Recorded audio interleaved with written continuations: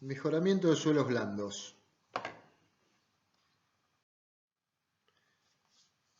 Acá estoy mostrando el contenido de este tema. Toda una primera parte muy rápida de repaso sobre consolidación de suelos. Estamos apuntando al mejoramiento de ese tipo de suelos, a los que sufren asentamientos por consolidación en un tiempo importante. Y vamos a terminar estas notas con los tratamientos, ¿no? Los tratamientos usuales que permiten sobrellevar los problemas asociados a este tipo de suelos. Hagamos un repaso general. Estamos hablando de suelos que van a sufrir un asentamiento, ¿no? Un desplazamiento vertical debido a la ejecución de una obra en superficie o excavada a pocos metros. Recordemos que los asentamientos, tenemos unos asentamientos producidos por cargas estáticas, que los vamos a atender, ahora vemos rápidamente, pero los vamos a atender pensando al material como un material homogéneo que tendrá determinadas características de deformabilidad, módulo básicamente. Asentamientos por consolidación, que ya hemos visto en Geotecnia 1, pero voy a repasar las ideas generales. Cualquier duda que tengan pueden recurrir a las clases de consolidación en Geotecnia 1, que está desarrollado el fundamento teórico de estas cuestiones, está desarrollado con más detalle. Y después asentamientos en condiciones especiales, por cargas dinámicas, por ejemplo cargas sísmicas, que en determinados tipos de suelos generan asentamientos importantes, y los suelos especiales, colapsables o expansivos, que también, frente a determinadas acciones, como son cargas o cambios de humedad, sufren asentamientos. Y los asentamientos, bueno, ustedes conocen que los asentamientos tienen implicancias en las obras vinculadas a conexiones de servicios, es decir, a cañerías que estén vinculadas a distintas partes de la estructura, y si estas partes de la estructura se asientan en forma distinta, pueden generar roturas o hay que diseñar juntas adecuadas para esas conexiones, para esos servicios. Asentamientos diferenciales, que es un tema que ven en estructuras. Las estructuras admiten un nivel limitado de asentamientos diferenciales. Cuestiones de asentamientos de terraplenes, revanchas en presas. Es decir, cualquier deformación vertical, luego de finalizada la obra, tendremos que mirar que el funcionamiento de la obra mantenga las condiciones adecuadas.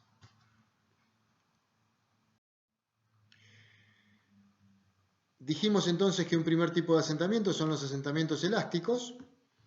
Acá hay un esquema, hemos visto varios de estos, pero hay un esquema simplemente para recordar las variables que intervienen.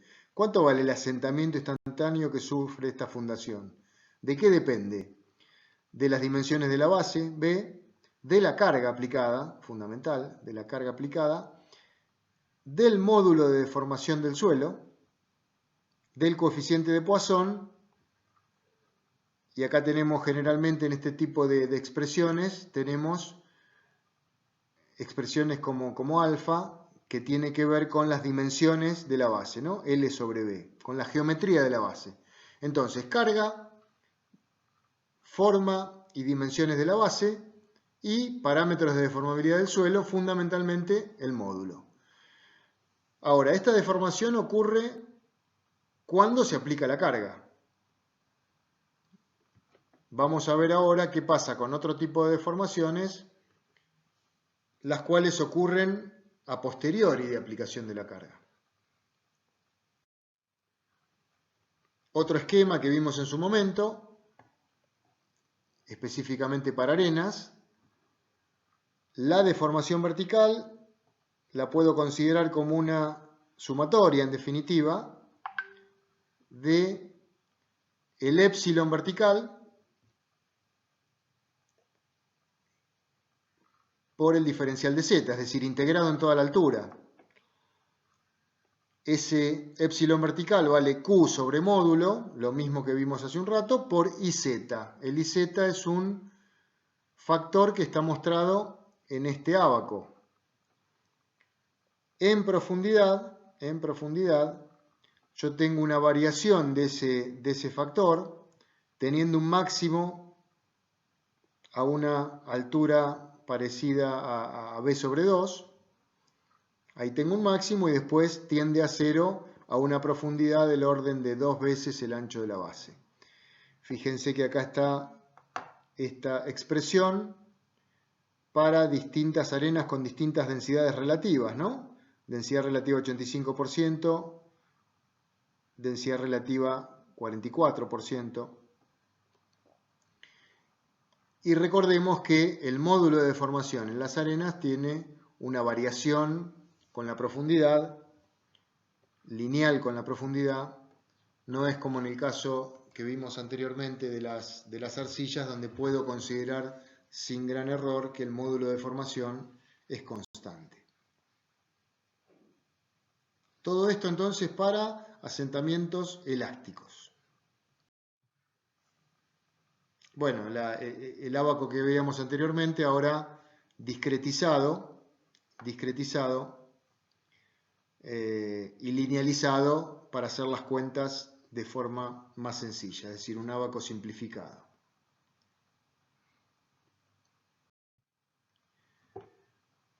También vimos, y creo que han visto con Matías en las primeras clases con más detalle, que podemos evaluar la deformabilidad de nuestros suelos haciendo, a través del coeficiente de balasto, es decir, haciendo un ensayo de carga-deformación, simplemente.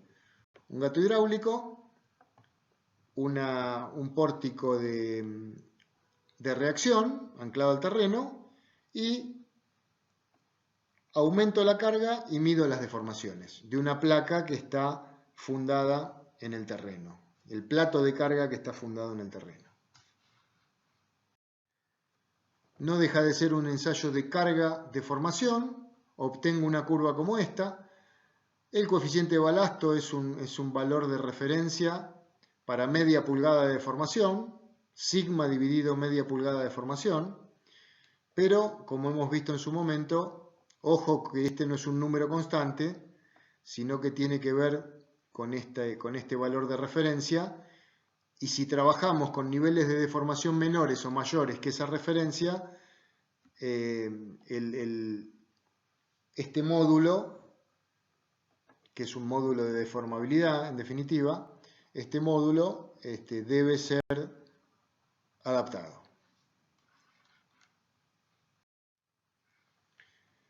Entonces veamos qué pasa con estas cuestiones en un caso como este que les estoy planteando, este ejemplo. Yo quiero fundar una pileta en la zona de Dock Sud, hago un estudio de suelos y entonces tengo unos primeros 11 metros, fíjense acá el número de golpes menor que 10, entre 2 y 8, un suelo de muy baja capacidad portante, y por debajo de eso, una arcilla superior, un limo muy compacto a compacto con número de golpes superior a 20. El problema entonces, evidentemente, lo voy a tener en esos primeros 11 metros donde voy a fundar esta pileta de decantación y separación de agua. ¿Qué problemas tenemos que abordar acá? Tenemos que abordar la capacidad de carga, a ver si este suelo resiste la carga que estoy aplicando, y después ver el nivel de deformaciones si es compatible con, fíjense que yo acá tengo cañerías por todos lados, es compatible con el comportamiento en servicio de estas piletas. Hago las cuentas acá arriba en esta tabla superior de capacidad de carga. Tengo el suelo superior, Φ igual a 0, cohesión de 2,5 toneladas metro cuadrado. El gamma prima, no mencioné, pero el nivel freático ahí estaba a 1,5 metros de profundidad, es decir, prácticamente todo ese estrato de suelo está bajo el nivel freático, el gamma prima es 0,85, tengo una base de 15 por 15, de dimensiones 15 metros por 15 metros, fundada a 1 metro de profundidad. Hago como vimos en GO2, los coeficientes de capacidad de carga, saco la carga última, factor de seguridad 3, una tensión admisible de 5,5 toneladas metro cuadrado. Esta pileta va a tener 1 metro de nivel de agua, o de líquido, incluso un líquido con gasoil, es decir, con un gamma levemente menor que 1, pero digamos, la carga no va a ser muy importante, por lo tanto la capacidad de carga de ese suelo, con esta zapata, con esta platea, mejor dicho, no va a tener inconvenientes. En la tabla inferior hago las cuentas para evaluar los asentamientos instantáneos que va a sufrir esta pileta. Fíjense que tengo acá dos fórmulas, yo les mostré una antes, hay una variedad importante. Tengo el módulo de este suelo, siempre estoy hablando de los 11 metros superiores, ¿no? Que es el suelo de inferior calidad. Acá tengo una fórmula en donde tengo carga, ancho de la base, nu, un cierto coeficiente y el módulo. Otra fórmula de Jambu. Y bueno, y tengo niveles de deformaciones del orden de los 2 centímetros a lo sumo. Fíjense que acá tengo como 2 escalones de carga, obra terminada y obra en funcionamiento.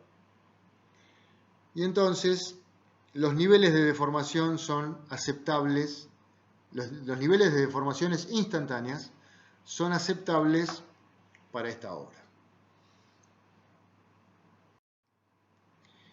Entremos ahora a un tercer problema de las deformaciones asociadas a estos suelos blandos, que es la consolidación de suelos. Recordemos de qué estamos hablando cuando hablamos de consolidación de suelos. Un estrato de arcilla, es decir, suelo fino, saturado por debajo del nivel freático, blando, arcilla en términos de permeabilidad, muy bajos valores del coeficiente de permeabilidad, es decir, el agua tiene inconvenientes en atravesar los vacíos de la arcilla, y ese estrato de arcilla que está saturado va a tener un estado inicial previo a la obra, podemos decir, y va a tener un estado final que es cuando yo termino de construir la obra y entonces agrego unas cargas en superficie. ¿Cómo se va a comportar ese suelo? Si lo pensamos en términos de equilibrio, antes de la obra tengo un nivel de tensiones en el centro del estrato de arcilla, caracterizado por las presiones totales, las presiones neutras y las presiones efectivas. Las presiones totales, recordemos, todas las cargas que tengo por encima de ese nivel, agua, suelo, todo lo que tenga. Las presiones neutras, que son las presiones de agua actuando en los vacíos, en todas direcciones. Y las presiones efectivas, que son la resta de las presiones totales menos las presiones neutras. Y efectivas, conceptualmente, acuérdense que las podemos pensar como las presiones de contacto entre los granos, y en esos términos son las presiones entonces que aportan la resistencia al corte friccional, ¿no? Sigma prima por la tangente de phi. Esa presión efectiva entonces es la que está asociada a la resistencia y es la que está asociada a los desplazamientos, a las deformaciones también. Entonces tengo ese estado inicial. Al aplicar una presión agregada, estoy aplicando un delta sigma total a ese nivel, porque apareció una carga superior nueva. ¿Cómo es el equilibrio de ese delta sigma, ese incremento de presión total? Bueno, ese incremento de presión total será, de acuerdo a la ecuación de Terzaghi, un incremento de presión efectiva más un incremento de presión neutra. La consolidación intenta explicar cómo va evolucionando este equilibrio a medida que pasa el tiempo. En el tiempo inicial, cuando está toda la obra terminada y tengo toda la carga delta sigma superior aplicada, toda la carga es tomada por un incremento de presión neutra.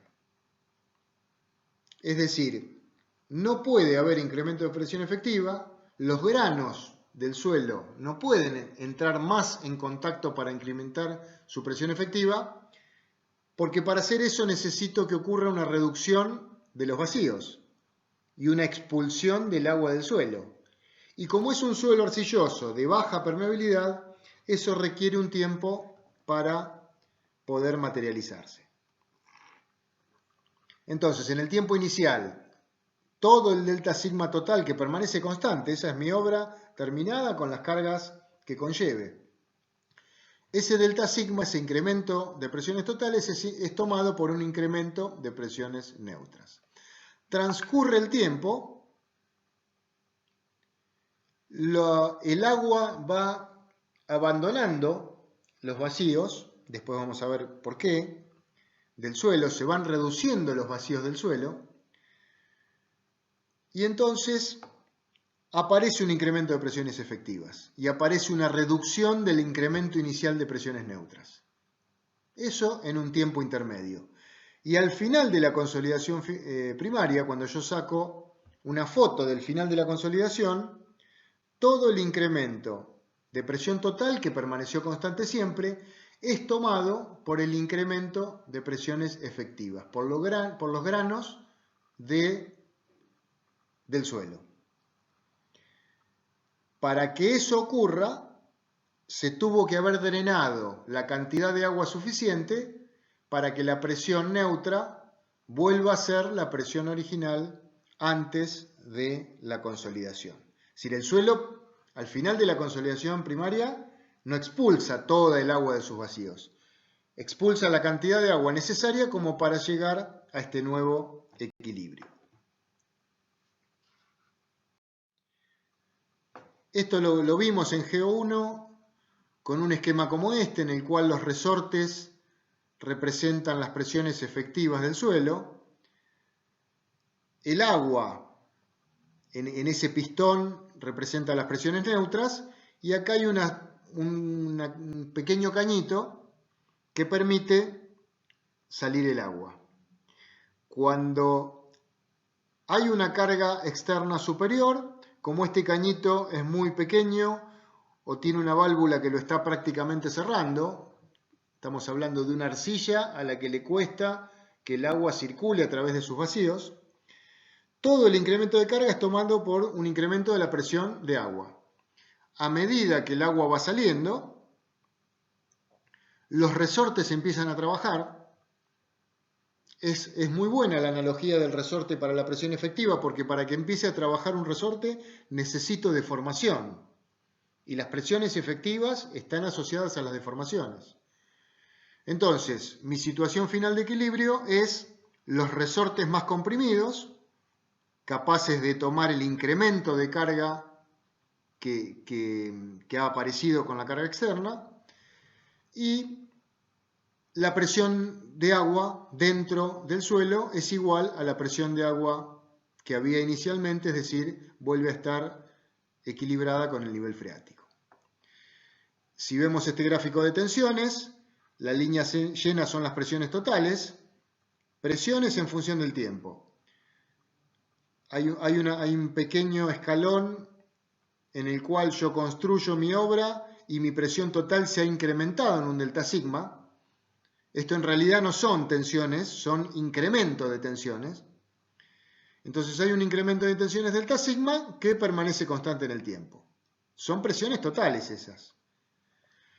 Ese incremento de presiones totales tienen que ser equilibrados por neutras más efectivas. En el tiempo inicial todas son incrementos de presiones neutras, que son las punteadas.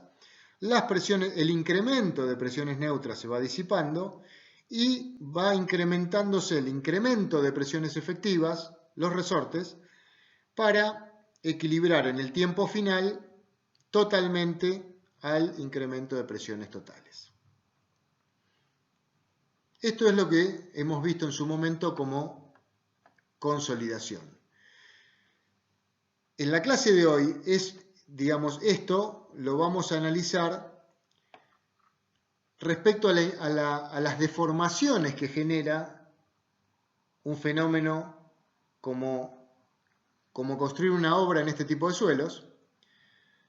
Entonces, las deformaciones asociadas y qué tratamientos podemos ejecutar para que el comportamiento de la obra sea satisfactorio.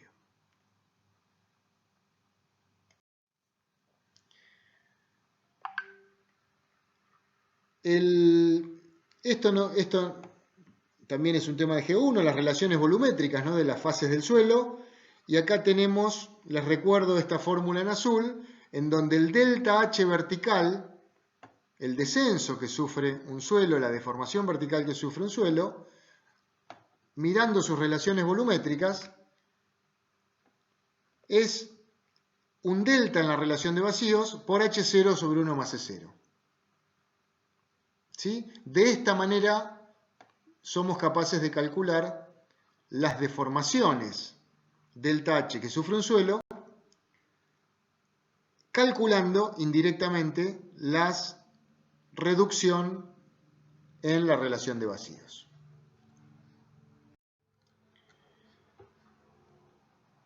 Tenemos ensayos de consolidación. Acuérdense, este es el esquema que está en el laboratorio de nuestra facultad, en donde tengo mi muestra de suelo alojada ahí en esas celdas de color naranja. Aplico una carga constante. Acuérdense que en la consolidación la carga permanece constante, la carga de mi obra superior es constante. Lo que hay es una redistribución de incremento de presiones neutras y efectivas durante el desarrollo de la consolidación. Pero la carga externa permanece constante.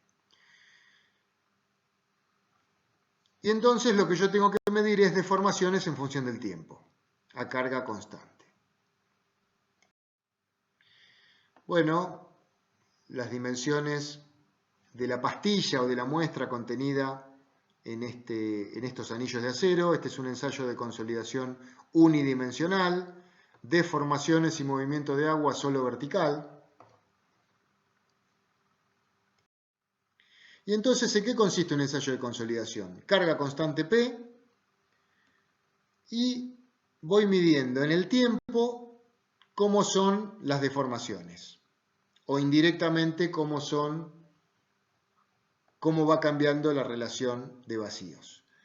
Mi muestra tiene unos valores iniciales de altura y de relación de vacíos, volumen de vacío sobre volumen sólido, recuerdo, y a medida que el tiempo va cambiando la altura de la probeta, se va achicando, se va deformando, y van cambiando, se van reduciendo los vacíos. A mismo volumen sólido va bajando el volumen de vacíos, por lo tanto va bajando la relación de vacíos. La carga es constante, es decir, mantengo la carga constante, y entonces voy a ver cómo es la evolución de este ensayo. Va incrementándose el tiempo, sigue incrementándose el tiempo.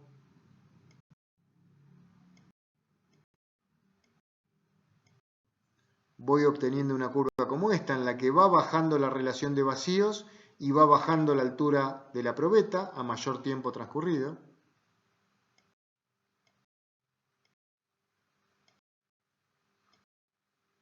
Y este es mi ensayo de consolidación primaria. Una curva, una S, ¿no? Una curva parecida a una S, deformación o relación de vacíos en función del tiempo en escala semilogarítmica para un determinado valor de la carga.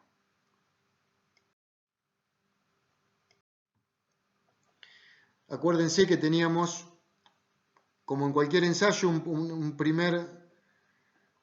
una primera etapa donde hay un ajuste de la muestra a la digamos, de la pastilla de suelo a los anillos de acero. Después hay una franca en esta etapa 2, hay un franco comportamiento de consolidación, es decir, van bajando la relación de vacíos porque hay expulsión de agua de los vacíos para reequilibrar el sistema debido a la aplicación de una carga externa. Y finalmente está lo que se acuerdan era la consolidación secundaria, que es un reajuste plástico de la estructura del suelo. Ahí no cambia más la cantidad de agua que tiene el suelo, simplemente hay un reajuste plástico del suelo.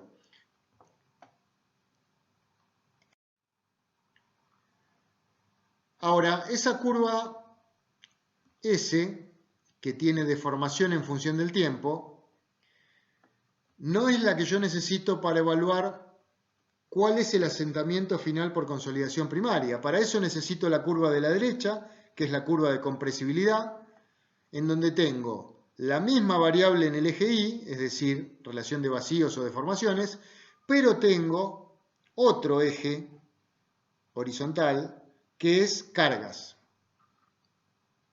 Entonces, la que está a la derecha es la curva de compresibilidad y es la que me permite calcular los asentamientos.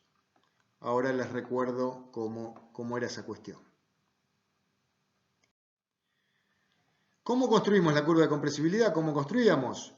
Tengo una curva S para una determinada carga.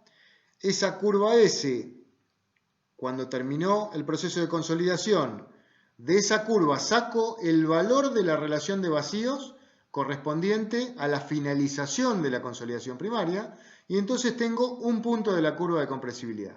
¿Cuál es ese punto? Esta carga, P', con esta relación de vacíos que es la finalización de la consolidación primaria.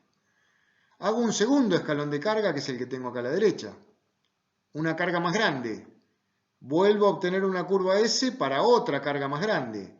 Vuelvo a sacar el valor de la relación de vacíos al final de la consolidación primaria y entonces tengo un segundo punto de esta curva de compresibilidad. Una tercera carga, una cuarta carga y tengo estos 4 puntos que me muestran una foto de cómo terminó la consolidación primaria para cada una de estas cargas. No me da información de tiempos, me da información de cómo es la foto final de la consolidación primaria. Este ensayo ahora hago escalones en descarga, voy descargando y en la descarga obtengo un comportamiento como este, inferior, ¿no? Acá tengo las 3 curvas S para la descarga. Entonces, obtuve la curva de compresibilidad haciendo 7 curvas S, ¿no? S me refiero, deformaciones tiempo, y obtengo una curva de compresibilidad, relación de vacíos en función de la carga efectiva. Todas estas cargas son efectivas. ¿Qué comportamiento vemos en esta curva de compresibilidad? Vemos que las descargas, para pasar de M a M' o de N a N', las recompresiones o las expansiones, ¿qué significan las expansiones? N' a N o M' a M, tienen una pendiente similar, bastante inferior a las pendientes de los sectores MN o NR. ¿Cuál es la diferencia que muestran estas curvas? Cuando el suelo se está moviendo con presiones que previamente ha sufrido, se va a deformar menos. Y eso ocurre en las zonas MM' o M'. Mientras que cuando el suelo se mueve en zonas en las cuales tengo cargas nuevas que el suelo nunca ha soportado, más grandes de la que nunca ha soportado, el suelo se mueve con pendiente más grande y eso implica mayores deformaciones. El quiebre entre un comportamiento y otro está dado por la carga de preconsolidación. Entonces, nosotros necesitamos caracterizar esta curva con tres parámetros. Una pendiente en la zona de recompresión, una pendiente en la zona nueva y la presión en la que se da ese cambio de comportamiento, que es la presión de preconsolidación. La curva que armamos, esta curva azul que habíamos armado a partir de la batería de ensayos, la tengo que discretizar en esos tres parámetros: presión de preconsolidación, índice de recompresión, es decir, menor pendiente, y la mayor pendiente está dada por el índice de compresibilidad en la zona de cargas superiores a las actuales. Bueno, este es un ejemplo numérico que vimos en G1, donde están los valores del índice de compresibilidad, del índice de recompresión y de la carga de preconsolidación. Como esto está en escala logarítmica, esto es adimensional, ¿no? Les recuerdo.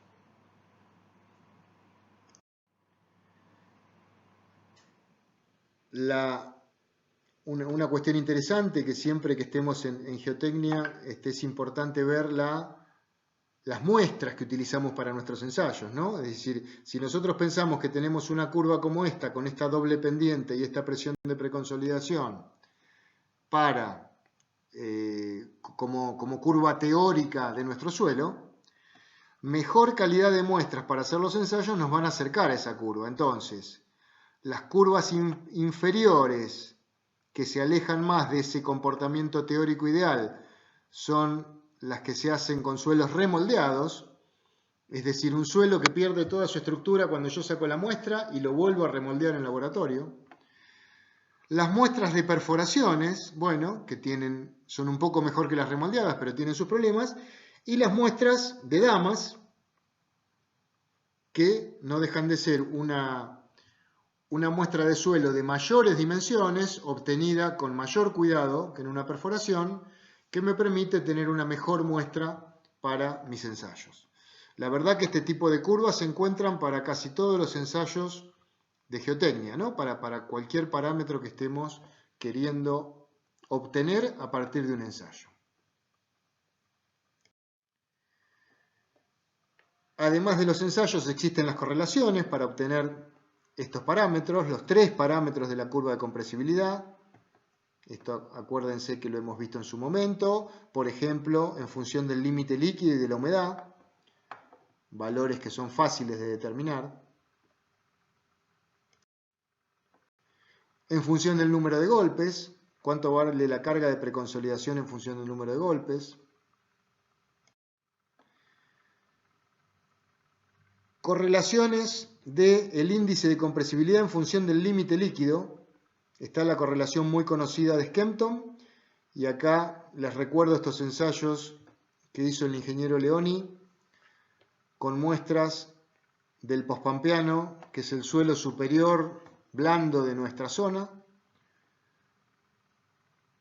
con muestras de La Plata, muestras de Capital, y esta correlación que ajusta muy bien. Con muestras inalteradas y con muestras amasadas también, como vimos, ajusta bastante bien.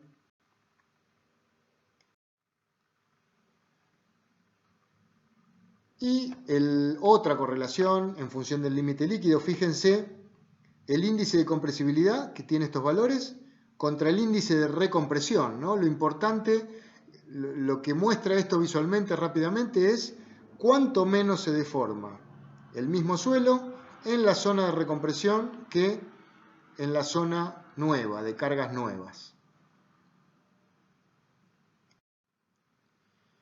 Bien, con estos elementos podemos calcular cuánto se va a asentar esa arcilla por consolidación debido a una obra que yo ejecuto en superficie que genera una determinada carga agregada. Según las relaciones volumétricas, ese delta H en centímetros va a ser ese delta E, esa reducción de los vacíos, por H0 sobre 1 más E0.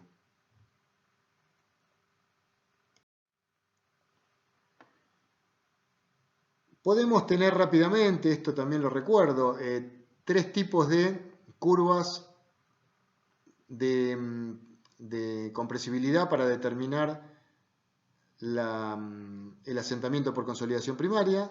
Delta H igual H sobre 1 más E0 por un corchete, que ese corchete es el delta E. Y ese delta E en un suelo normalmente consolidado, es decir, el suelo el cual la presión actual que está actuando en ese suelo es la máxima que ha tenido en su historia geológica. Es decir, es un suelo que de baja calidad, nunca estuvo más cargado que ahora. Entonces, cuando yo construya cualquier obra, se va a comportar según el C sub C, es decir, según el índice de compresibilidad. Y en este corchete que va un delta E, es decir, una distancia, un delta vertical. ¿Y ese delta vertical cuánto vale? Si esto es una recta, pendiente C sub C por delta horizontal. C sub C por el logaritmo de la carga final menos el logaritmo de la carga inicial. Acuérdense que esto es escala logarítmica. La resta de dos logaritmos es un único logaritmo de un cociente. Entonces acá tenemos de qué depende el asentamiento por consolidación que va a sufrir un suelo blando, saturado, al que yo le voy a aplicar una carga delta P que antes no tenía. Y eso va a depender del espesor que tenga, de su relación de vacíos inicial y de la calidad del suelo evaluada a partir de ese sub C. Los suelos preconsolidados tienen un quiebre, tienen una pendiente menor dada por su índice de recompresión, el índice de compresibilidad, la carga de preconsolidación que separa un comportamiento de otro, y entonces el delta E que está en el corchete, ¿cuánto vale? Cuando la carga final es menor que la carga de preconsolidación, es lo mismo que la fórmula anterior, pero con la pendiente C sub S en vez de C sub C, como está expresado de esta manera.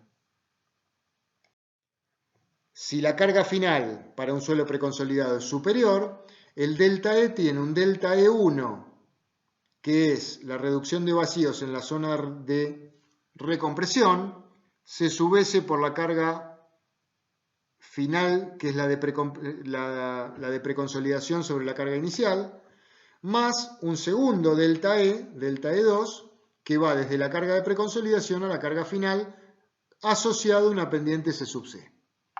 Esto es tratar a esto como rectas, ¿no? Y yo quiero sacar un delta E que es un delta I, que vale pendiente, C sub C o C sub S según corresponda, por delta X, que es el logaritmo del cociente de las cargas.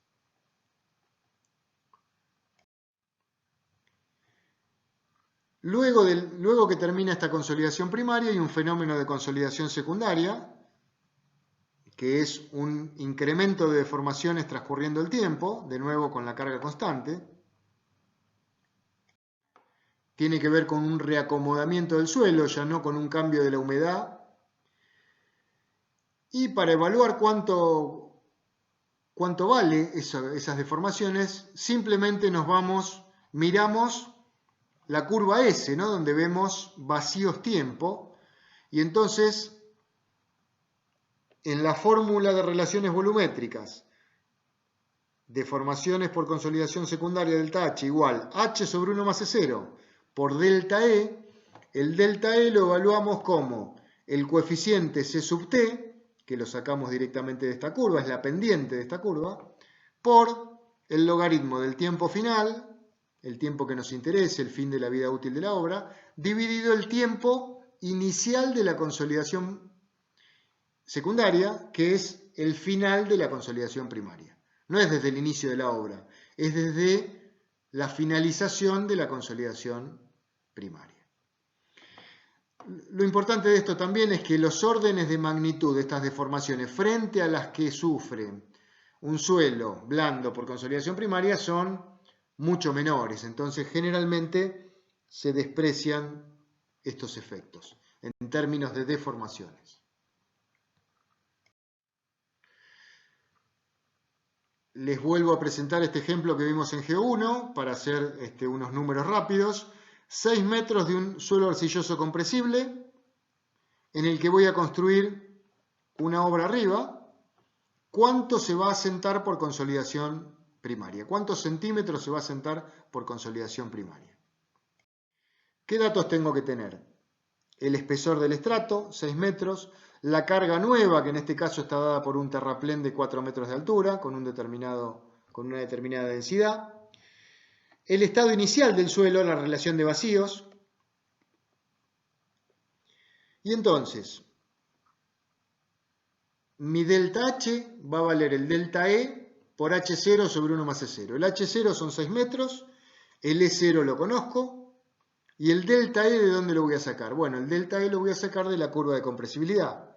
Estará asociado a el C sub C que tenga el suelo, que acá no lo tengo, ahora lo vamos a ver, el C sub C que tenga el suelo, y las cargas asociadas. La carga inicial, que es esta carga que yo tomo a los 3 metros de profundidad. A los 3 metros me refiero en la mitad del estrato que se va a consolidar. Presión efectiva, es decir, gamma prima por 3 metros, 2,4 toneladas metro cuadrado. Y el delta sigma, la carga nueva que aparece con el terraplén, con la obra, gamma por 4 metros de altura, 7,4 toneladas metro cuadrado. Entonces tengo la carga efectiva inicial y tengo el incremento de carga que genera la obra.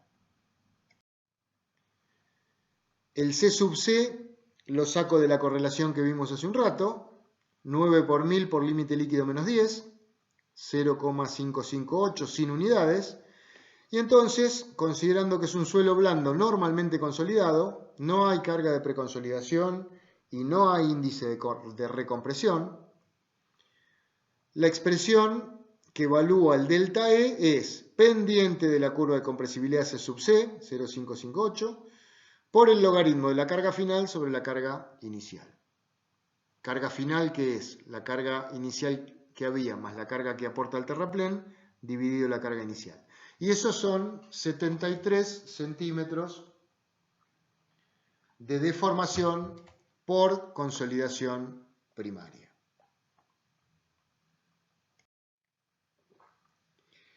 El segundo problema de la consolidación es cómo evolucionan las deformaciones en el tiempo. Es decir, en el ejemplo que vimos recién, yo tengo 73 centímetros. Cuando termina en la foto al final de la consolidación primaria. Arranqué en 0 cuando hice la obra de deformación por consolidación y termino con 73 centímetros. ¿Cómo es la evolución de esas deformaciones en el tiempo? Bueno, para eso tenemos que entender primero o recordar el siguiente comportamiento. Acordémonos que como se trata de una arcilla, estos estratos verdes, yo acá tengo unos piezómetros, tengo un nivel freático en superficie, y entonces, antes de generar cualquier carga superficial, cualquier obra superficial, tengo los piezómetros que miden una carga hidrostática, que responde al nivel freático. Los sensores piezométricos en las arcillas, cuando construyo la obra, van a incrementar, van a mostrar un incremento de presión neutra, un delta U. ¿Por qué van a mostrar ese delta U? Porque para lograr el equilibrio final, que es un incremento de presión efectiva, necesito que salga el agua de los vacíos. Y para eso necesito que el agua escurra saliendo de la arcilla. Y eso requiere un cierto tiempo. Entonces, cuando termina la obra tengo una curva, tengo el mayor delta U, y a medida que transcurre el tiempo, fíjense, enero del 94, enero del 95, enero del 96, me voy acercando a medida que pasa el tiempo a la distribución de presión hidrostática que va a ser la distribución de presiones final cuando se logre el equilibrio final del problema. Si nosotros miramos este esquema, en el cual tengo una muestra de suelo de altura 2H, la variable H, cuando estamos analizando este problema de tiempos, es el máximo recorrido de las partículas de agua para abandonar este estrato de suelo arcilloso saturado. El nivel freático está acá en la zona superior, hay piedras porosas de los dos lados, y este estrato de arcilla está pinchado por 2, 4, 6, 7 piezómetros. Antes de aplicar la carga delta P, tengo el nivel de agua en los piezómetros que están ahí en un nivel FE, en una línea como el azul que está acá indicada. Esto está en equilibrio. Aplico una carga delta P y el nuevo equilibrio del sistema hace que el nivel de agua en los piezómetros, que marca piezométrica, crezca con una altura suficiente para equilibrar la carga delta P. Eso pasa en el instante inicial cuando aplico la carga delta P. A todos los vacíos del suelo no le pasa lo mismo en toda la altura de la muestra. Los vacíos del suelo que están en contacto en los bordes, en contacto con la piedra porosa o con la arena, rápidamente van a permitir que el agua drene hacia la arena, de tal manera que van a disipar su presión neutra, va a bajar su presión neutra. Y entonces, en un instante posterior, ¿qué es lo que pasa? Voy a tener una distribución de presiones como la parábola esa que estoy mostrando para el tiempo T1. En los bordes ya tengo la misma presión que tenía originalmente correspondiente al freático, pero en el centro, los piezómetros del centro, los vacíos del centro, todavía no se enteraron y siguen teniendo presiones neutras superiores a la original.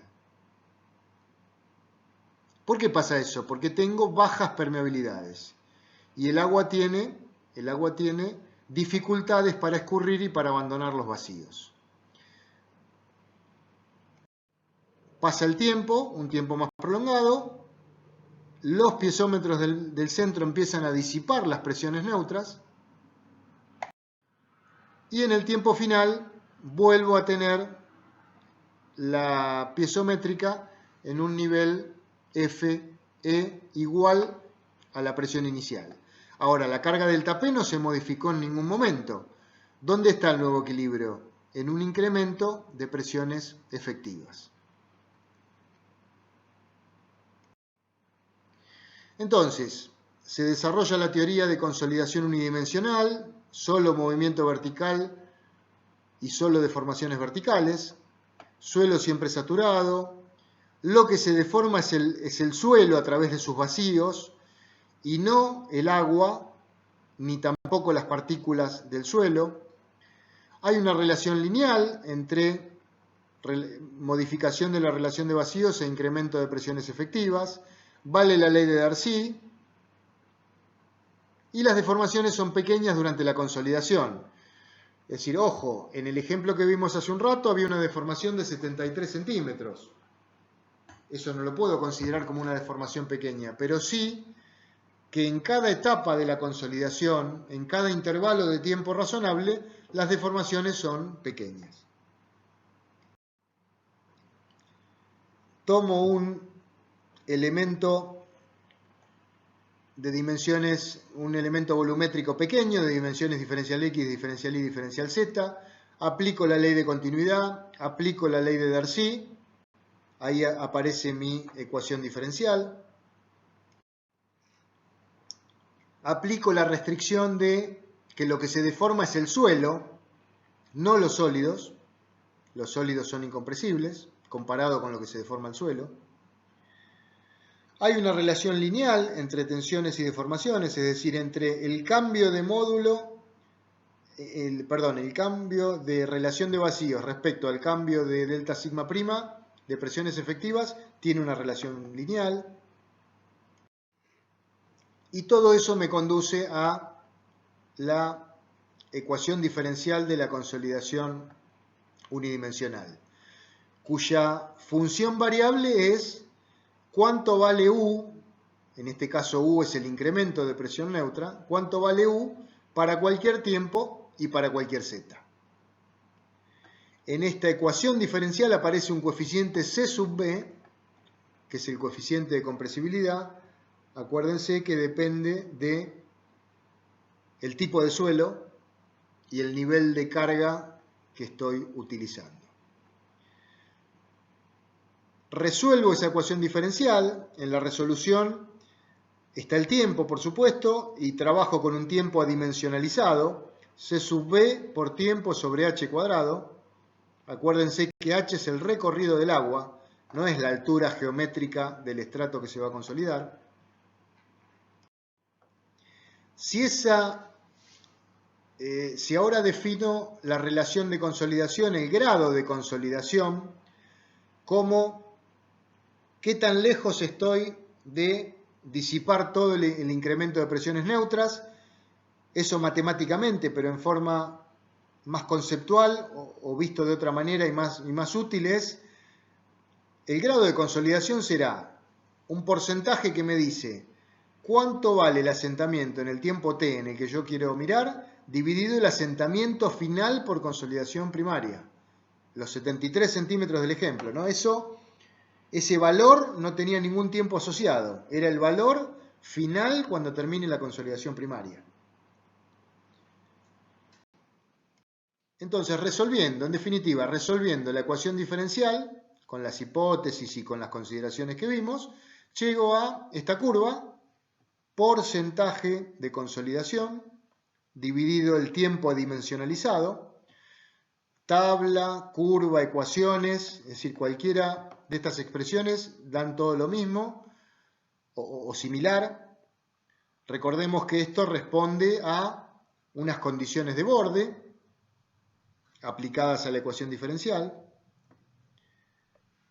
y condiciones de borde iniciales, ¿no? Para llegar a esta solución única de la teoría de consolidación. Pero entonces, esta teoría me permite poder relacionar el grado de consolidación, que recordemos que era el asentamiento al tiempo t dividido el asentamiento total, en función del tiempo y del C sub b, que depende del suelo, y de la altura del estrato que se está consolidando. Entonces, esto es el resultado de la teoría de la consolidación unidimensional. El parámetro que relaciona teoría con mi problema en particular es el C sub b. La teoría es una curva como el azul. El ensayo que yo hago con mi suelo y mi problema, con el nivel de cargas con el que yo tenga que actuar, es la curva roja, y el parámetro que ajusta los dos elementos es C sub b, ¿sí? Que tiene unidades de dimensión al cuadrado dividido tiempo, centímetro cuadrado sobre segundo. Ese valor de C sub b también tiene correlaciones. Recomendación que siempre hacemos, hay que usar las dos cosas, hay que usar correlaciones y hay que hacer ensayos con nuestro suelo, e incluso habría que hacer ensayos de laboratorio y de campo, ¿no? Según las posibilidades y la magnitud de la obra. Acá fíjense de nuevo en esta, como comentario al margen, muestras remoldeadas y muestras indisturbadas, muestras inalteradas, ¿no? Es decir, la calidad de la muestra condiciona los resultados de los ensayos. Eso es algo elemental, pero que siempre tenemos que tener presente. Y entonces, volvamos al ejemplo que habíamos visto anteriormente. Estos 6 metros de arcilla que se van a consolidar debido a la ejecución de un terraplén de 4 metros de altura. Recordemos que este estrato de 6 metros de arcilla se va a deformar 73 centímetros. Lo que ahora podemos agregarle a este ejemplo es cómo es la evolución en el tiempo para llegar a esos 73 centímetros. Y podemos hacer una tabla como la que estoy mostrando acá en la parte inferior. Adopto un grado de consolidación, un U, 30%, 50, 70, 90. Cuando adopto un U 30%, ¿de qué deformación estoy hablando? Del 30% de 73 centímetros, es decir, 22 centímetros, y así siguiendo. Voy a la solución de la teoría de la consolidación unidimensional, tabla, ecuación o curva, y entonces entrando con U30 saco el T sub B adimensional,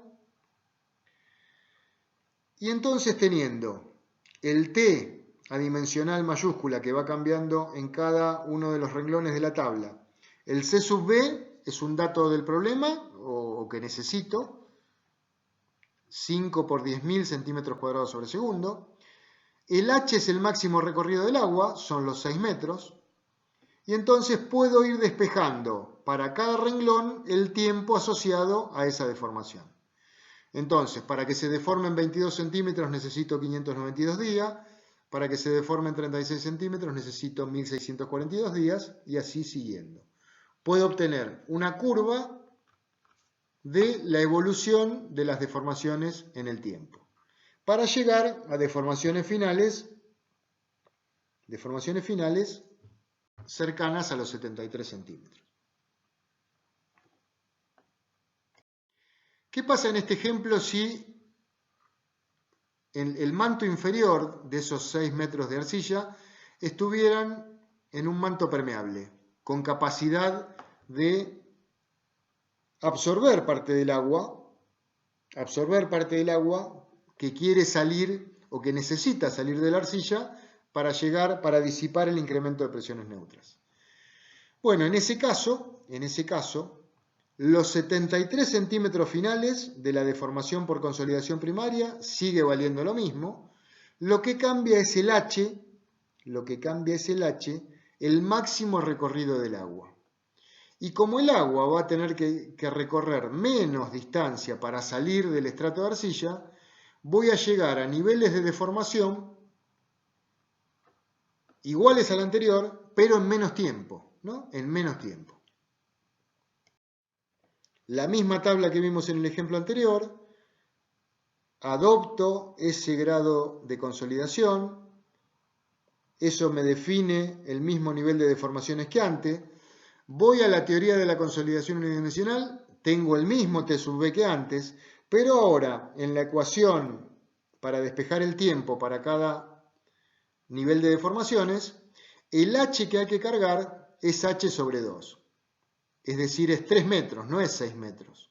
Y entonces se me achican todos los tiempos, mucho más que en una relación lineal, ¿no? Esto es h al cuadrado. Se me achican fuertemente los tiempos. Entonces, este ejemplo muy sencillo lo que permite ver es la forma en que tenemos que tratar estos problemas de ejecución de obras en suelos blandos que se van a consolidar. Primera idea fundamental, yo no puedo actuar sobre los 73 centímetros, es decir, sobre el asentamiento total. Eso depende del suelo, de la carga de mi obra y del espesor que tengo, de suelo que se va a consolidar. Salvo que no haga un reemplazo de algunos metros del suelo que se va a consolidar o soluciones drásticas de ese tipo, pero si no hago ese tipo de cuestiones grandes, es decir, manteniendo el estrato de arcilla, manteniendo la carga de mi obra, que es la obra que necesito hacer, y manteniendo la calidad del suelo, los 73 centímetros son inevitables. Donde sí puedo actuar, y que es lo que vamos a ver ahora, es en acelerar los tiempos de tal manera de que esas deformaciones se produzcan durante la obra o en un tiempo acotado. Entonces, cuando mi obra esté en operación, el asentamiento por consolidación o gran porcentaje del mismo ya se va a haber producido, con lo cual el comportamiento de ahí para adelante va a ser satisfactorio. Recordando el ejemplo que vimos antes, esa pileta construida, fundada en una platea de 15 por 15, sobre 11 metros de un suelo de muy baja calidad, esta arcilla de alta plasticidad de entre 2 y 8 golpes, y recién a los 11 metros de profundidad aparece un limo muy compacto con 20 golpes, con un número con n mayor que 20. Habíamos visto en este ejemplo que La capacidad de carga no tenía problemas, porque la carga era pequeña, más allá y las dimensiones de la platea eran muy grandes. Los asentamientos instantáneos que se iban a producir por las cargas que aportaba la obra instantáneamente, más allá del valor pequeño del módulo de deformación del suelo, eran del orden de 1 o 2 centímetros, no había problemas tampoco con eso. Nos quedaba estudiar las deformaciones a largo plazo, que es lo que vamos a ver ahora.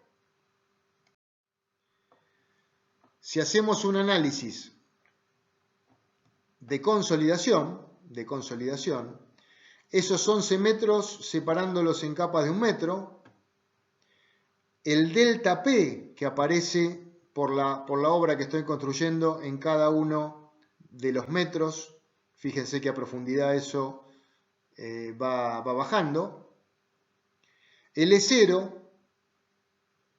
el H, el C sub C, propio de este suelo de baja calidad.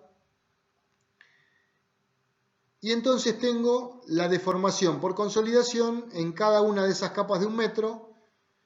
Hay una deformación unidimensional y hay una corrección en la última columna considerando algún coeficiente que reduce las deformaciones por tener un comportamiento tridimensional, teniendo en cuenta las dimensiones de la base frente al espesor del estrato que se va a consolidar.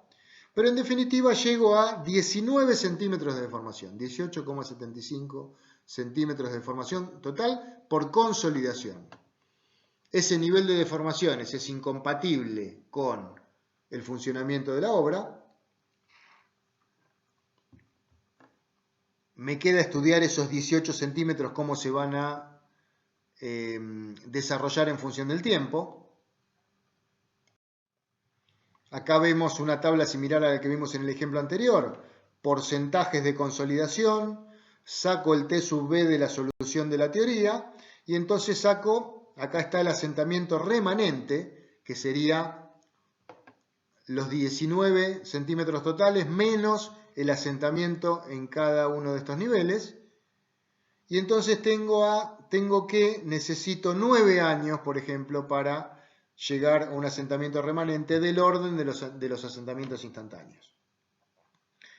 Estas consideraciones hicieron que en ese caso se decidiera a utilizar una fundación con pilotes, fundando en el estrato de limos que estaban a 11 metros de profundidad. Entremos entonces ahora en los tratamientos para reducir los tiempos de consolidación. ¿Sobre qué podemos actuar para reducir los tiempos? No sobre el C sub B. El C sub B es propio del suelo y del nivel de cargas que está asociada a la obra que estoy construyendo. El T sub B, bueno, el T sub B depende de la solución de la teoría de la consolidación, es decir, eso tampoco puedo actuar sobre eso. Puedo actuar sobre el H. El H no como altura del estrato que se va a consolidar, sino como recorrido, máximo recorrido del agua. Achicando el H, achico fuertemente los tiempos en los que se producen los asentamientos. Entonces yo estoy actuando para acelerar los tiempos, no para reducir el valor total del asentamiento, ¿no? Que eso tiene que quedar claro. Un primer sistema muy utilizado es el de drenes verticales, de tal manera de colocar dentro del estrato que se va a consolidar elementos verticales mucho más permeables que la arcilla que estoy tratando, de tal manera de que el agua tenga como camino preferencial ir hacia esos drenes verticales para salir fácilmente y disipar más rápidamente las presiones neutras. Constructivamente esto tiene una retro con un mástil, un anclaje. El anclaje es ahora vamos a ver ahí un videito rápidamente, pero el anclaje es el anclaje vinculado al final del DREM. Y entonces lo que tengo que hacer es hincar el casing, que es el elemento vinculado al DREM, de tal manera de ir alojando, lo hinco, lo retiro y queda el dren anclado en posición vertical dentro del estrato que se va a consolidar. En definitiva, lo que yo quiero hacer es un elemento vertical mucho más permeable que el estrato de arcilla que estoy tratando. Uno puede pensar en hacer una columna de arena. Sí, bueno, eso también se puede hacer, se hace. La verdad que generar una perforación del tipo de un pilote, con bentonita o encamisado, colocar ahí la arena, retirar la camisa. Si uso bentonita, ojo que la bentonita no quede impermeabilizando las paredes, porque yo necesito que ese elemento vertical sea capaz de captar agua. Si me quedaron las paredes impermeables, voy a perder eficiencia. Entonces, la verdad que hoy por hoy van a ver, es mucho más sencillo generar drenes verticales sintéticos ejecutados de esta manera.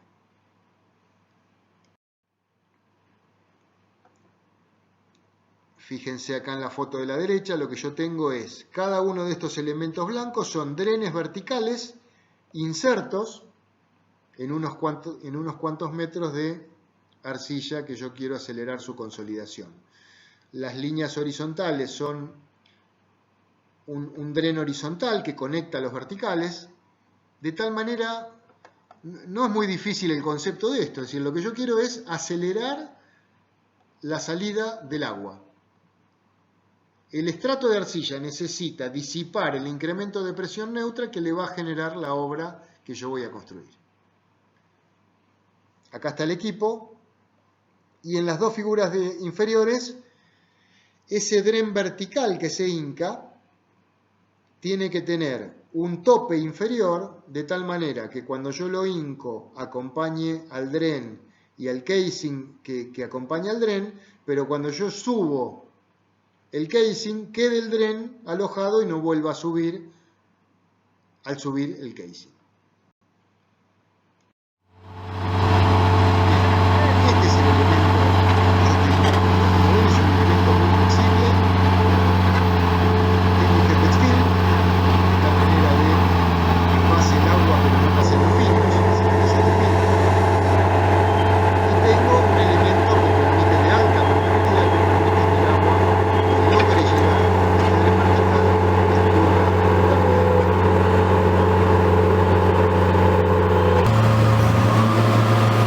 Acá les muestro un video de estos drenes.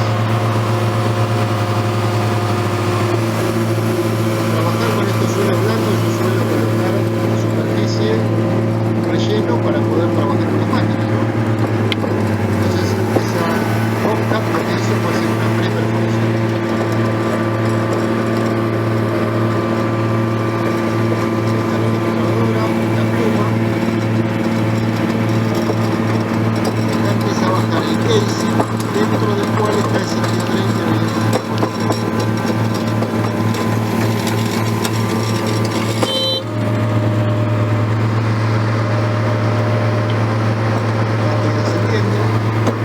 El casing dentro del cual está el dren.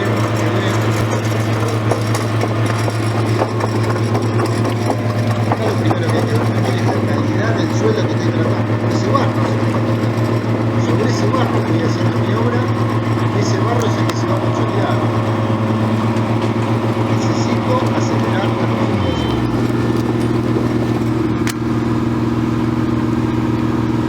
Bueno, llegué al tope y empiezo a subir el casing, pero tiene que haber quedado en el fondo el tope con la cinta esta de adreno.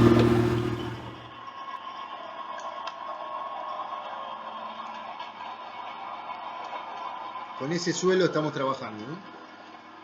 Bueno, acá está la cinta geodren y fíjense que ahí está el tope inferior, que no deja de ser una planchuelita simplemente.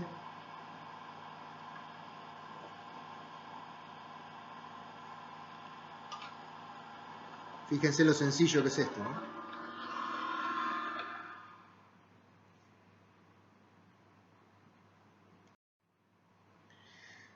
Bien, en este tipo de soluciones, ¿qué tenemos que calcular o qué tenemos que diseñar? Bueno, lo que tenemos que diseñar es la cantidad de drenes, el tipo de drenes que vamos a usar, en definitiva la separación de los drenes. Podemos desarrollar una teoría de consolidación radial. Acá vamos a ver la teoría de consolidación radial de Barron. Fíjense que las hipótesis son muy parecidas a las hipótesis de la consolidación unidimensional, deformaciones solo verticales, el flujo del agua es radial, desde el exterior hacia el dren, es decir, es horizontal hacia el dren, vertical. El suelo está siempre saturado, el agua se considera incompresible y las partículas de suelo. La deformación vertical es proporcional a la variación de las tensiones efectivas, linealidad entre tensiones y deformaciones, vale la ley de Darcy, suelo homogéneo, y las deformaciones son pequeñas, de nuevo, son pequeñas de escalón en escalón. Entonces, yo voy a tener una superficie drenante de dimensiones D minúscula que va a tener una zona de influencia de dimensiones D mayúscula. Desarrollo, continuidad y todas las hipótesis que vimos previamente, ley de Darcy, linealidad de deformaciones y tensiones. Desarrollo una ecuación diferencial en donde en vez del C vertical aparece el C radial, coeficiente de compresibilidad radial, y llego a una solución de la teoría de la consolidación en donde puedo obtener cuánto vale el incremento de presión neutra para cualquier tiempo en función del tiempo, en función de la presión inicial y en función de N. ¿Quién es N?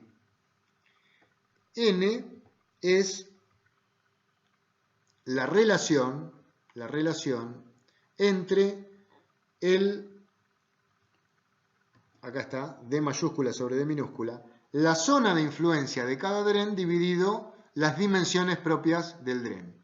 Es decir, el coeficiente geométrico de la red de drenes. Tiene que ver con el tipo de dren y con su separación, es decir, con su cantidad. Aparece en vez de un T sub B, que era un T vertical, un T radial, igual al otro, nada más que en vez de C sub B tiene C sub R. Pero entonces, por lo que estamos viendo, tengo una solución para una teoría de consolidación radial, en donde aparece un parámetro nuevo, que es variables nuevas, que son dimensiones de los drenes y separación entre los drenes o zona de influencia de los drenes. Como dijimos, la solución tiene esas ecuaciones previas o tienen estas curvas que están acá, en donde yo tengo U, porcentaje de consolidación, recuerdo, asentamiento al tiempo T dividido asentamiento total al final de la consolidación primaria, en función de T sub R, el T radial adimensional. Fíjense que son curvas S parecidas a los ensayos, pero no tengo una sola curva, tengo varias curvas en función de la cantidad de drenes, o dicho de otra manera, de la separación de los drenes que voy a tener en cada caso. Ecuación recuadrada en verde o curvas que están arriba. Ojo que con una nueva variable que es N. Otra cuestión a considerar es el C sub R, ¿no? El T sub R depende del C sub R, como está expresado aquí abajo. El C radial, si el suelo fuera idealmente homogéneo, el C radial sería igual al C vertical, ¿no? Al C sub B, que yo saco en la consolidación unidimensional. Pero en las condiciones normales, el C radial suele ser bastante más grande que el C vertical. Es decir, al agua le es más fácil moverse horizontalmente que verticalmente. Eso es característico de prácticamente todos los suelos. Los suelos se forman en capas horizontales, por lo tanto, esa separación entre capa y capa suele tener permeabilidades más altas. Y entonces uno podría decir, bueno, 3 a 5 veces más grande el C radial que el C vertical. Pero bueno, eso es algo que hay que determinar en cada caso y que ahora vamos a ver que también podremos ajustar con un ensayo de consolidación radial. Esa solución, acá hay un ábaco que es una alternativa para la ecuación anterior que teníamos de solución de la consolidación radial. Me gusta presentarlo para ver las variables que tenemos, ¿no? Yo voy a tener que decidir un arreglo, es decir, una separación de drenes, una disposición de drenes en una malla cuadrada o en una malla triangular. Y entonces, en definitiva, el D, es decir, la zona de influencia de cada dren será 1,05 dl para un arreglo triangular o en tres bolillos, o 1,13 dl para un arreglo en forma cuadriculada. Es decir, del orden de la separación. ¿Cuál es digamos, la secuencia de esto, ¿no? ¿Cuáles son los datos y cuál es mi incógnita? Bueno, yo voy a tener como dato el C sub R, por lo tanto voy a entrar horizontalmente, según mi tipo de suelo y según las cargas que voy a tener. Voy a tener un tiempo, es decir, yo necesito que mi consolidación, que mis deformaciones se desarrollen en un determinado tiempo vinculado a la puesta en servicio de la obra, ¿no? Entonces voy a tener un tiempo, voy a una de estas curvas, estas rectas que están acá, me muevo horizontal, bajo verticalmente y voy a necesitar un porcentaje de consolidación. ¿Por qué voy a necesitar un porcentaje de consolidación? Porque bueno, yo voy a saber la consolidación total por consolidación primaria y voy a tener, según el tipo de obra y según las instalaciones que tenga, una deformación admisible que admite esa obra. Entonces voy a poder tener, relacionando esas dos deformaciones, un porcentaje de consolidación radial que necesito. Por lo tanto, decido la curva de abajo, me moví verticalmente hasta la curva que corresponda. Por ejemplo, en este caso, 30%. Y finalmente me muevo horizontalmente a las curvas que relacionan distintas dimensiones del dren. Por ejemplo, en este caso elegí el dren de 10 centímetros de dimensión, D minúscula. Y ahí bajo, y me queda el diámetro de influencia en metros, casi 2 metros, ¿no? 1,50 m tengo acá. Entonces, lo que yo puedo hacer con este ábaco o con las ecuaciones anteriores, ahora vamos a ver algún otro ejemplo, es, conozco el tipo de suelo, mi obra me impone un tiempo y una deformación, comercialmente consigo unos drenes que funcionen económicamente, que me cierren económicamente, y con eso saco la combinación separación-dimensión de los drenes, que me aseguran una determinada deformación en un determinado tiempo. Habíamos dicho que puedo sacar un coeficiente de consolidación radial, la curva S de un ensayo de consolidación, es decir, deformación-tiempo, pero bueno, con distintos valores de n, es decir, con distintas dimensiones del radio de la zona que va a drenar respecto a la zona de influencia exterior que yo quiero drenar. Y ahí puedo sacar el coeficiente C sub B, como siempre, midiendo en el ensayo y comparando con la solución de la teoría de la consolidación radial en este caso. Entonces, vamos a resumir un procedimiento de cálculo similar a lo que dijimos recién en el ábaco. Utilizo la solución de la teoría de consolidación radial, que me vincula un grado de consolidación radial en función del tiempo dimensional, en el que tengo el C sub B, tengo el diámetro, es decir, recordemos que eso era la distancia máxima del recorrido del agua, distancia máxima del recorrido del agua, y el tiempo transcurrido. En la solución aparece M también, que es la relación que hay entre la dimensión constructiva del dren respecto a su zona de influencia. Ahí tengo el N.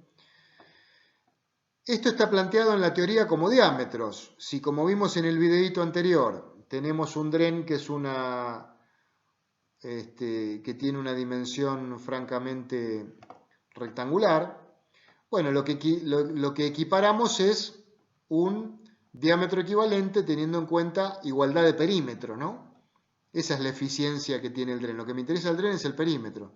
Entonces, pi por diámetro equivalente es igual a 2 veces los lados largos más los lados cortos. Entonces, tengo la solución de la teoría de consolidación. Tengo el C sub R con ensayo y o correlaciones.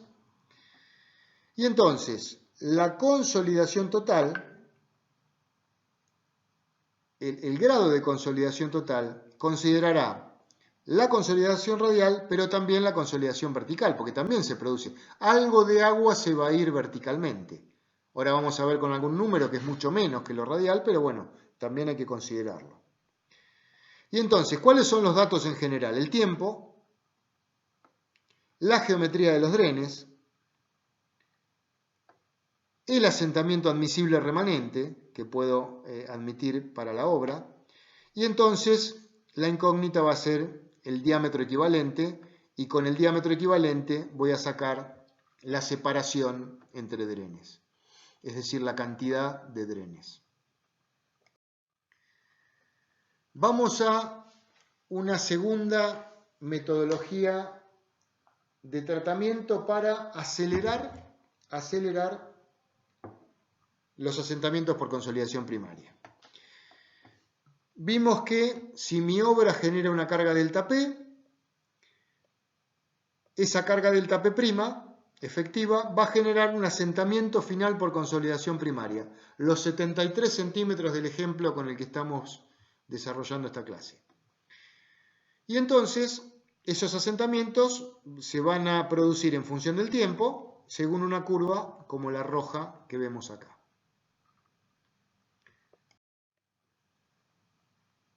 Si yo genero una sobrecarga delta F, digamos F de ficticia, superior a la carga delta P que va a generar mi obra, una mayor carga, que sea la suma de delta F más delta P, va a generar un asentamiento final mayor.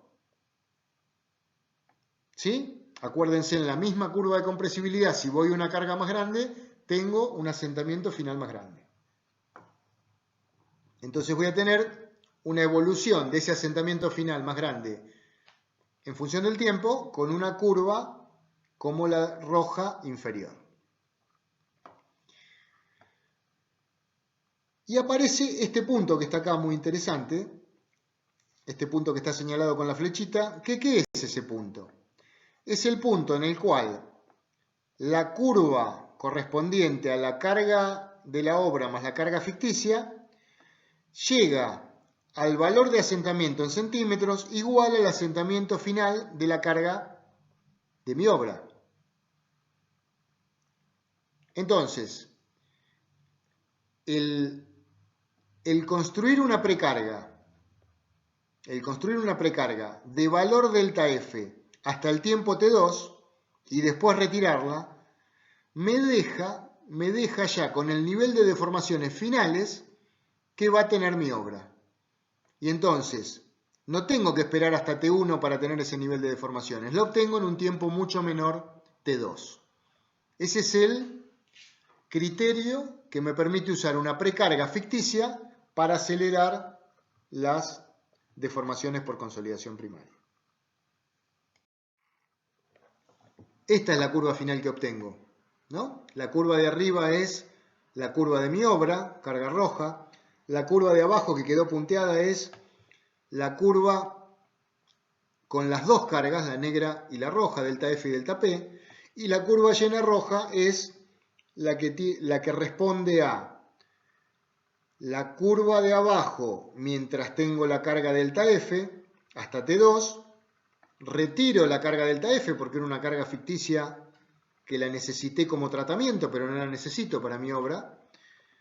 Y de ahí para adelante, de T2 para adelante, me muevo horizontalmente digamos, no necesito incrementar las deformaciones por consolidación primaria porque ya llegué a mi equilibrio.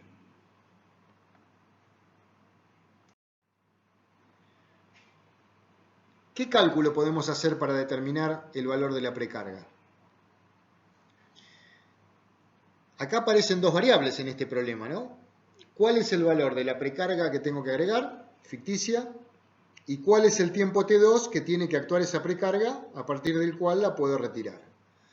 Bueno, el tiempo T2 es ese tiempo que yo necesito que se den las deformaciones por consolidación antes que mi obra esté en funcionamiento, en un determinado grado de funcionamiento. Es el tiempo parecido al cual le imponíamos a los drenes verticales, ¿no? Ese tiempo es un dato en el que yo necesito que se desarrollen un gran porcentaje de las deformaciones por consolidación. Entonces, T2 lo tengo. Si tengo ese tiempo T2, tengo el C vertical, tengo el máximo recorrido del agua del estrato que se va a consolidar, puedo sacar T sub B. Si tengo T sub B, voy a la tabla 1, acá que es la solución de la consolidación, de la teoría de la consolidación unidimensional, saco U, tabla o fórmula, es decir, teoría. Y entonces, tengo el grado de consolidación que necesito en ese tiempo T2. Por otro lado, puedo sacar un grado de consolidación vinculando el asentamiento total por consolidación primaria de mi obra sobre el asentamiento total de mi obra más la carga ficticia. ¿Sí? ¿De dónde saco el asentamiento total de mi obra? Bueno, C sub C, logaritmo de la carga final más delta P sobre carga inicial. ¿Y dónde saco el asentamiento final por consolidación primaria si yo tuviera la carga delta F? Bueno, simplemente agrego en la carga final delta F. Entonces tengo todos estos elementos. Y entonces, teniendo U y teniendo esos elementos, puedo despejar el valor de delta F. Conozco todo el resto de los elementos y puedo despejar qué carga necesito agregar para lograr desarrollar un asentamiento igual al de la consolidación primaria final de mi obra, pero en un tiempo T2, debido al agregado de una sobrecarga. Esa sobrecarga generalmente la materializamos con un relleno. También estoy en una obra de materiales sueltos, es decir, tengo equipo y tengo suelo, es decir, puedo generar una sobrecarga. Mi incógnita es la altura del relleno de la sobrecarga para generar ese asentamiento en el tiempo T2. Podemos combinar soluciones también, es decir, tenemos la curva punteada azul, que es mi asentamiento, mi evolución de asentamiento en el tiempo para mi obra, teniendo en cuenta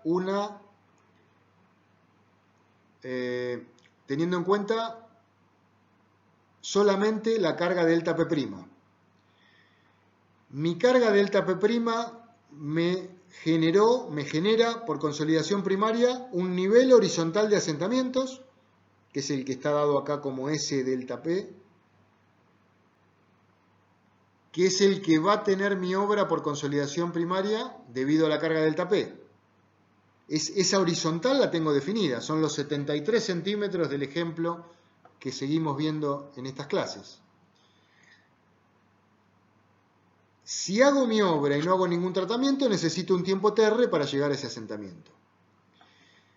Si yo hiciera una carga ficticia adicional al delta P', que vale delta F', mi evolución de asentamientos en el tiempo sería una línea punteada como la roja, llegando a un asentamiento final total.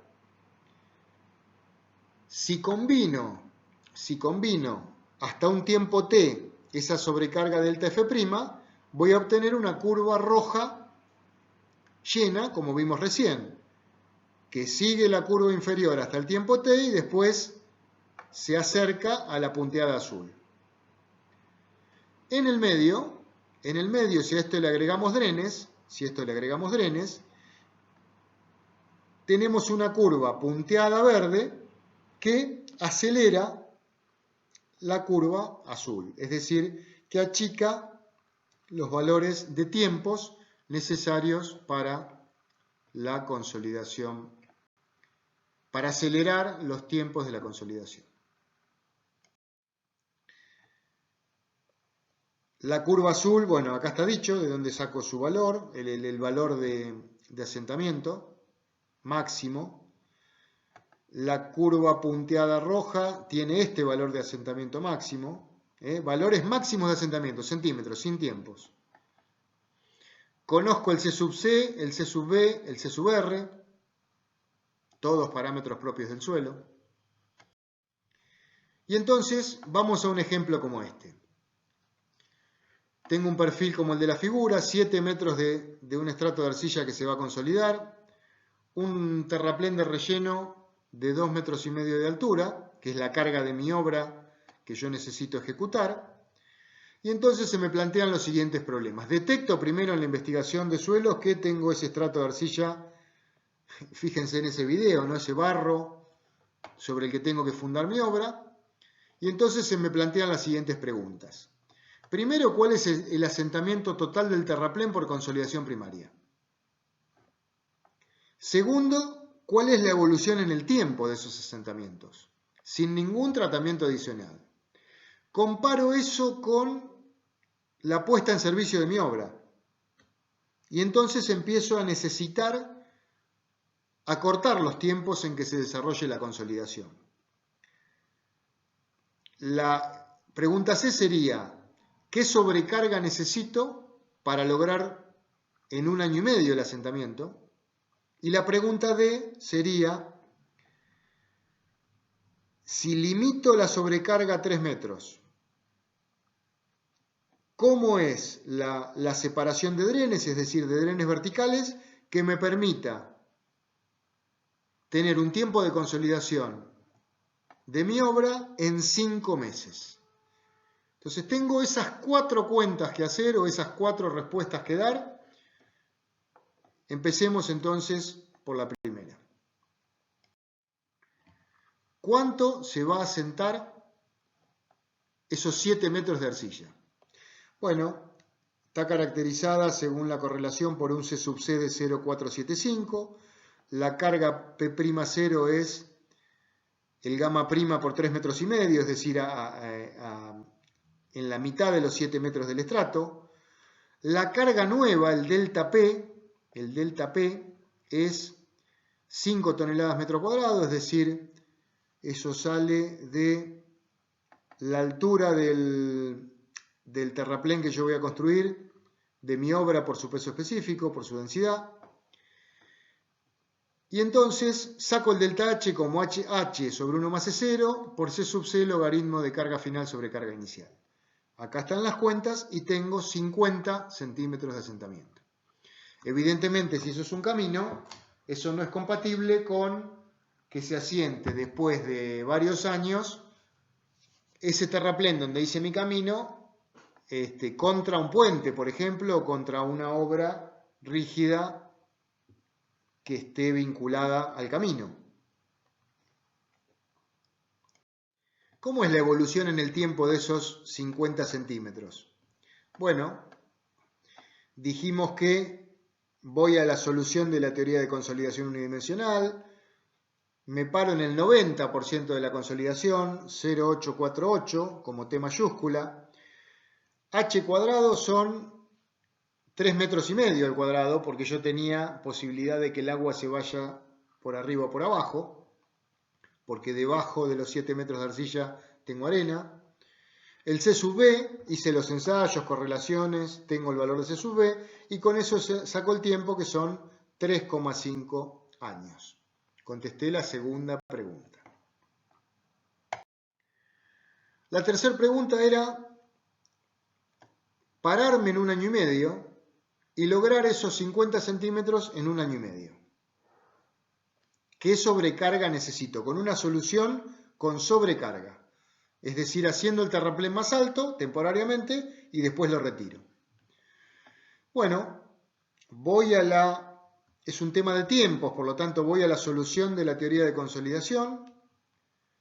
Tengo el tiempo como dato, tengo el C sub B como dato, tengo la altura del estrato como dato y saco el T sub B. Ese T sub B vinculado en la curva o en la ecuación que está aquí abajo al U me da un porcentaje de consolidación, 47,15%. Y entonces, ese 47,5% lo comparo, como vimos en un par de figuras anteriores, lo comparo con la expresión que me permite sacar la carga delta F'. Ese delta F' me da 16,79 toneladas metro cuadrado, que si yo coloco un relleno de 2 toneladas metro cúbico, conducirá a 8,39 metros de altura de relleno. Para lograr el asentamiento en 1 año y medio. Hagamos la verificación, es decir, parémonos ahora en la situación final.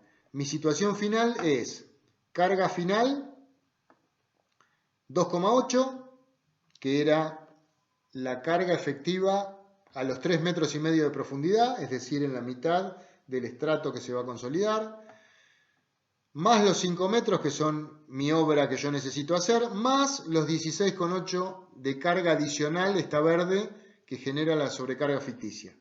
Dividido la carga final, 7 metros de altura, y ahí saco 50 centímetros de asentamiento, ¿sí?, que voy a tener como asentamiento final debido a este esquema de obra más carga ficticia, y eso se va a dar en 1 año y medio, como hicimos con la cuenta anterior. Miro esta solución, veo que no es factible generar semejante altura de terraplén, por tema plazos, por tema costos, y entonces voy a una solución intermedia, que es el último paso, que era acotemos a 3 metros el terraplén ficticio y veamos cuántos drenes verticales tengo que agregar para llegar a un comportamiento adecuado. Entonces, fijo el tiempo, ahora 150 días, es decir, 5 meses, menos tiempo. Tengo unos drenes de 0,9 centímetros de espesor por 20 centímetros de ancho. Si los coloco a 2,10 metros, cada 2,10 metros en 3 bolillos, ¿lograré llegar a la consolidación del 90% en 5 meses? Bueno, esa es la pregunta que queremos contestar.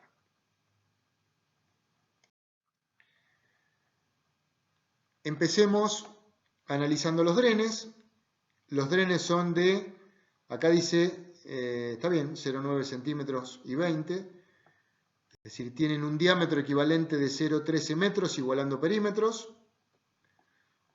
Y la separación es 2,10 metros.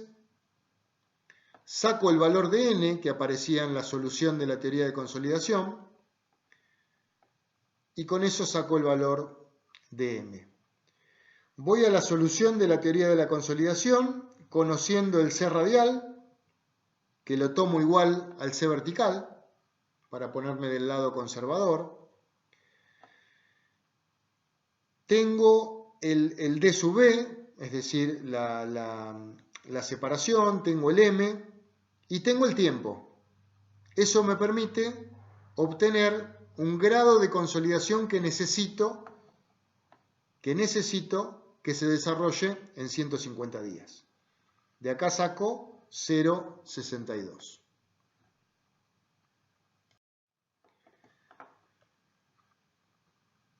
Puedo sacar también el grado de consolidación para la consolidación vertical, además de la consolidación radial.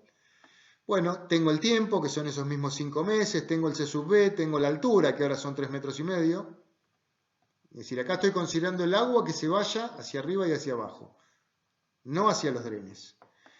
Voy a la solución de la teoría de consolidación unidimensional y saco que es 8%, el porcentaje de consolidación vertical, que voy a lograr en esos 5 meses. Como les decía, es muy inferior a la consolidación radial, ¿no? Por otro lado, yo tenía una sobrecarga de 3 metros de altura. Con una densidad de 2 toneladas metro cúbico, llego a 6 toneladas metro cuadrado de carga delta F.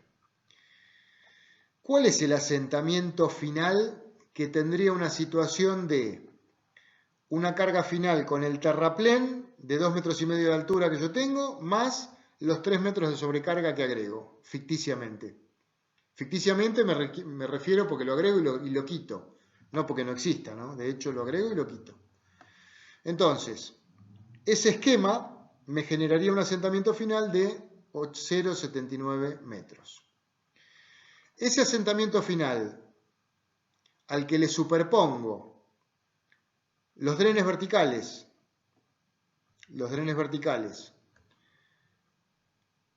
aportarían 49 centímetros de asentamiento con el 62% de grado de consolidación que sacamos en la hoja anterior, y 7 centímetros de asentamiento simplemente por consolidación vertical.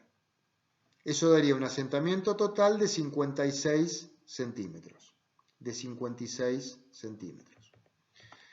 Entonces, el grado de consolidación que yo voy a tener combinando la consolidación radial 0,62 y la consolidación vertical 8%, 0,088, eso da un grado de consolidación de 65%, 0,653. Aplicado a 79, que es el valor final de la consolidación, eso me da los 50 centímetros, que es el valor que es la primera cuenta que yo siempre tengo que hacer. ¿Cuál es el valor total de consolidación primaria de mi obra fundada en ese suelo? El agregado de drenes y el agregado de 3 metros de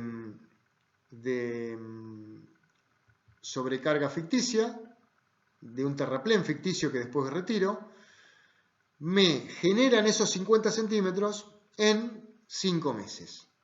Eso es lo que yo quiero lograr con esas dos soluciones superpuestas que agregué para un buen comportamiento de mi obra. Bueno, acá está el resumen, ¿no?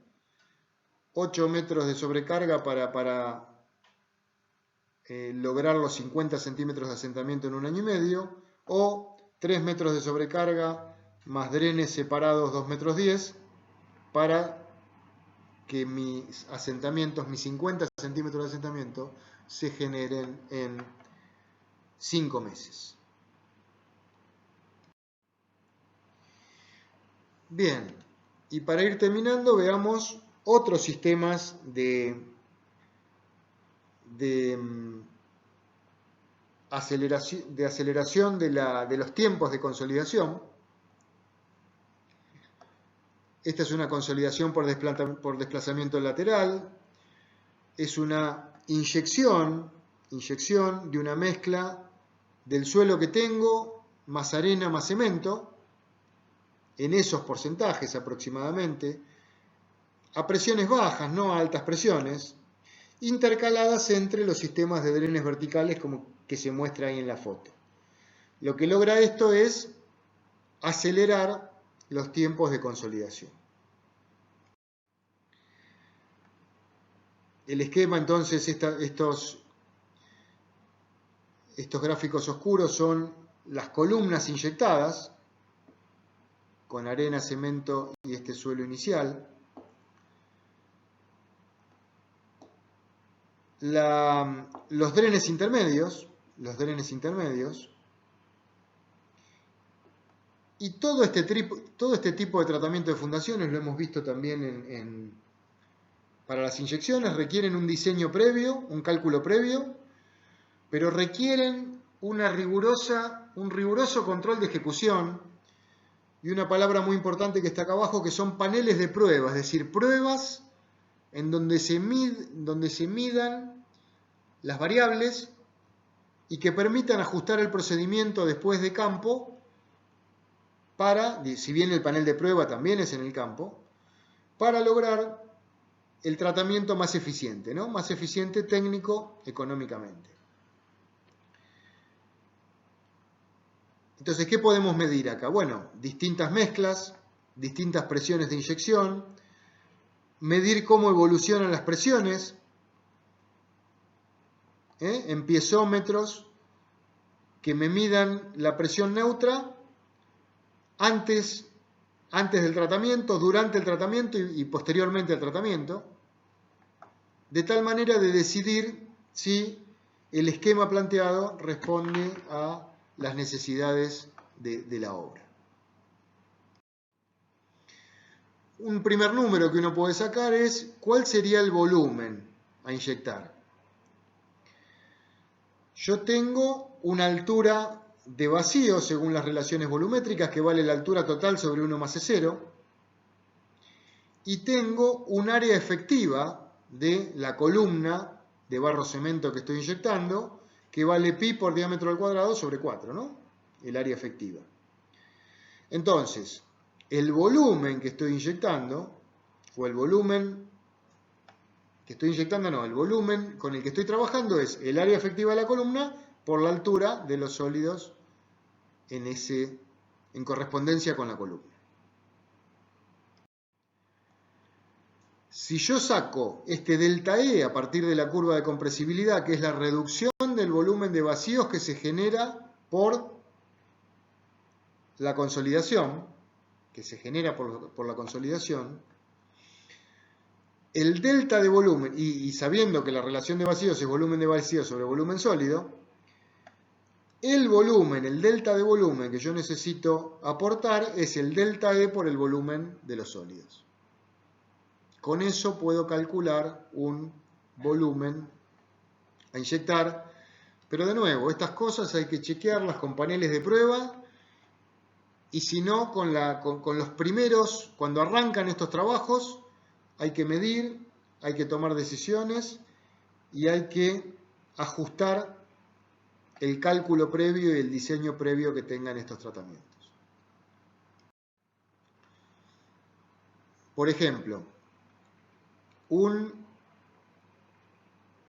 suelo que tenga un E0 de 1,70, C sub C de 0,60, 3 metros y medio de E, una carga inicial P'0 de 14 metros cuadrados y un delta P que va a generar mi obra de 20 toneladas metro cuadrado. Bueno, si trabajamos con 1 metro de altura como valor de referencia, teniendo en cuenta el E0 que tenía este suelo, la altura de los sólidos será 0,37, el área efectiva será 9,62 metros cuadrados, y entonces el volumen sólidos dentro de la zona efectiva será HS por área efectiva, 0,37 por 9,62, 3,56 metros cúbicos. Al aplicar una carga delta P', hay una variación delta E de los vacíos. que sale de esta ecuación a partir de la curva de compresibilidad, que da 0,231. Ese 0,231 por el volumen sólido, eso me da el volumen de barro cemento que tengo que agregar, por lo menos para arrancar con este tratamiento, por cada metro de altura en cada columna. Acá hay una especie de dosificación de ese barro cemento. También valores iniciales como para arrancar estos tratamientos. Y finalmente, un sistema un poco más raro, pero que también se puede usar, es una consolidación por vacío. Lo que hace esto es, en vez de generar un relleno superior, una sobrecarga superior, es decir, lo que estoy generando con este sistema es una sobrecarga superior. Pero en vez de generarla con un terraplén, la genero con una bomba de vacío que tiene como limitación el valor máximo absoluto de la presión atmosférica, es decir, 10 toneladas metro cuadrado. Más que eso no puedo reducir, va a ser un porcentaje de la presión atmosférica. Con estos sistemas puedo llegar a sobrecargas del orden de 6 a 8 toneladas metro cuadrado, no más que eso. ¿Y cómo se materializa este sistema? Un sistema de drenes verticales, un sistema de drenes horizontales que vinculan esos drenes verticales a la bomba de vacío. Por encima de eso van una membrana impermeable y unos pozos, unas canaletas perimetrales que van juntando el agua que va drenando el sistema. Bueno, acá hay un esquema similar. Acá está mencionado la limitación que tiene esto, 6 a 8 toneladas metro cuadrado. Y este esquema en fotos, digamos, es una solución mucho más limpia que los rellenos, pero tiene esa limitación, ¿no? Y por otro lado está acompañada de drenes verticales también. Bien, creo que con esto terminamos estas notas, una bibliografía muy elemental, y les recuerdo, como arranqué esta clase, que cualquier duda que tengan de la primera parte de consolidación, traté de dar los conceptos y las ideas principales, pero tienen las clases de GO1 que tienen desarrollado toda esa primera parte con mucho más detalle. Muy bien, con esto termino esta clase. Hasta la próxima.